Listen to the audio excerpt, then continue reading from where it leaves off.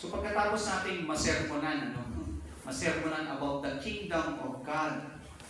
So i-apply naman natin ito ngayon sa ating buong mga buhay.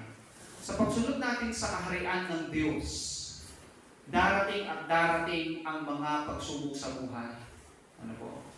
Kung tayo ay nagdo-double time sa ating paglago sa Panginoon,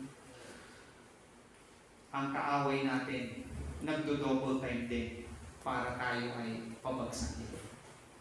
Lalahanin po natin yan, tandaan po natin yan. Kung tayo ay nagdo-double time sa paglago natin, sa paglilingkod natin sa ating Panginoon, ang kaaway natin, si Satan, ay nagdo-double time din para pabagsakin ka at mapalayo ka sa Panginoon. Kaya sabi ni Paul, redeeming the time because the days are